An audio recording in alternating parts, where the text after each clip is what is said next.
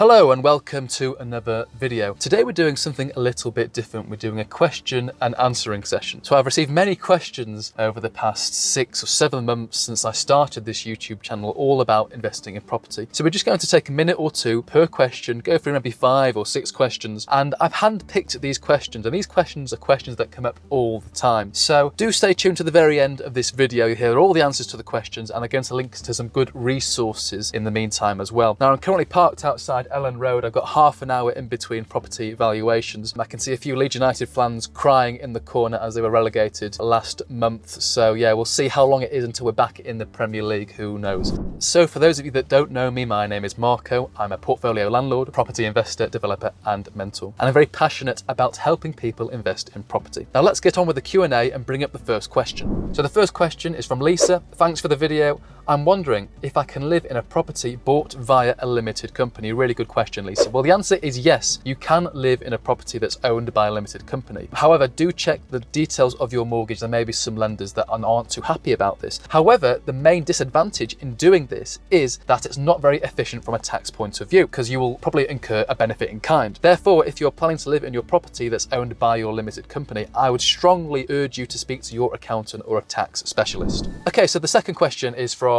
Reed Productions. Where can you find blocks of flats for sale? A very, very good question. So first of all, check Rightmove and Zoopla. Now here's the thing, if you're looking for blocks of flats on Rightmove and Zoopla, there's no criteria, there's no option to click for blocks of flats. So what you have to do is go to the property type, select flat, and then you've got to insert a minimum number of bedrooms. Now I normally put 6 in there, and this normally brings up blocks of flats. That's one way of doing it. Another great way for looking for blocks of flats is actually to touch base with the more commercial agents in your area and the areas that you're looking to purchase within, because these commercial agents will more often than not come up with blocks of flats, and you can be notified straight away when a block of flats come up for sale. And sometimes these agents don't even list them on Rightmove or Zoopla. They'll just put them on their website and use their own contacts to try and sell the block. Okay, third question from Retro.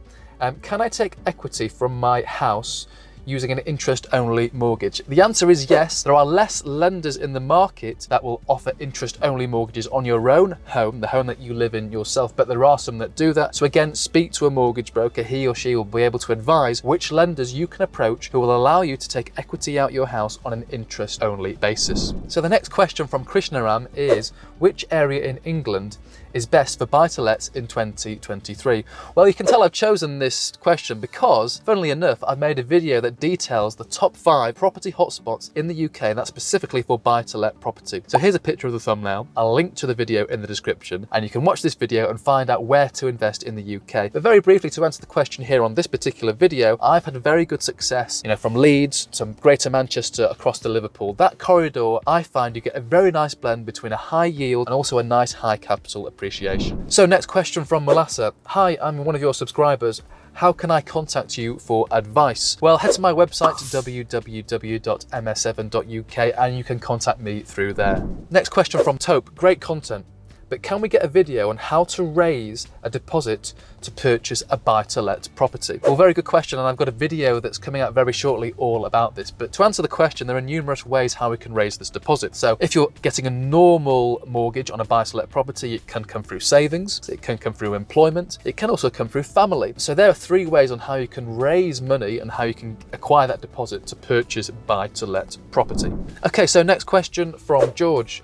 Great video, Marco. One question I have is around council tax. For a single let, this will be paid by the tenant, but is the landlord responsible for paying council tax for a HMO, a house of multiple occupation? Very good question, George. So it's difficult to answer this question. It all depends what's worded in the contract, because as it stands at the moment, there are some councils that are looking to individually ban rooms rather than a single property as a HMO. So what they're looking to do is charge landlords per room rather than for a single whole property. So for those of you that have HMO properties, it's very important that within your contract there's something that says something along the lines of, well, if the council decides to ban this property on a room basis, then therefore you'll be liable for that council tax. But generally speaking, the landlord will pay for the council tax of a HMO property, especially if they're letting them on a room basis. However, if we're looking at the student market, well, students normally come together and they'll rent out a property as a whole and be on a single AST, and also students are exempt from council tax. That's one way of getting around council tax, by letting your properties to students. So the next question is from Mark, and it is, does the buy, refurb, refinance strategy work?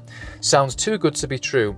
Also, when you refurb and refinance, you get a bit of profit from the rise in the value, but also rents from the tenants too. So yes, it does actually work. Don't get me wrong, these opportunities are quite hard to find. It's hard to find a good opportunity where you're buying below market value, you're then refurbing to add value, and obviously making that math work. But yes, it does exist, and you can find those types of deals. And just as you've alluded to, Mark, the beautiful thing about this is you're capitalizing from the increase in the value of the property, but also you're receiving rents. So you're getting paid twice. Okay, so next question from Preston, who says, just subscribed. Quick question. Can I refinance on a fixed 5-year mortgage product before the term is up? The answer is yes. So yes, you can pretty much remortgage it any time you want. However, if you are ending your fixed term mortgage early, you'll have to pay what are called ERCs, early repayment charges, and check the details of your mortgage to work out what that fee is. So yes, you can refinance it any time you want, but you may have to pay fees in order to do so. Okay, question from Marco F. Are you originally from Sardinia? Good question. We're actually in the process of working out where my family originates from. We know it's in the south of Italy, and we've got some documents that go back 100 years to Italy, but we're in the process of finding out where in the south they actually come from. So I'll let you know, Marco F, when I find out. I possibly could be from Sardinia. So the final question is from Simon. Hi there, I came from the news article about you. I'm fairly young, 16, and trying to embark on my investment journey. Are there any courses you personally do or any books that you recommend? So great question, Simon, and this is what this channel is all about. It's all about sharing best practices, it's about education, and also it's about motivation and inspiring people to invest. Now, first of all, Simon, I'm a big believer in books. You know, whoever you speak to who's knowledgeable, who's successful, chances are they read lots and lots of books, and you know, there's a reason why you should too. Now, I never used to read books. You know, when I was your age, when I was a teenager, I hated books, but in my 20s I really got into books, and now I'll easily read at least one book per week. So read as many books as you can. Now, in terms of courses, there's no courses that I particularly been on. I think books are absolutely incredible, and I also think if you can have some mentors, people that are able to mentor you, you know, throughout your late teens, early 20s, late 20s, that's really going to accelerate your development. So let's come on to the books now. The first is by Dale Carnegie, which is How to Win Friends and Influence People. A very old book, but a really good book to read, and especially if you're in property, property is all about people. So the next book I recommend is The Magic of Thinking Big. I can't quite remember who wrote the book, however, if you type it into Amazon, I'm sure it will pop up. It's an absolutely incredible book and forces you to think big. I wish I'd read this book far earlier than what I did, and it really encourages you to understand that whatever you want, you can basically achieve, and it details the steps that you'll need to come up with to get to that level.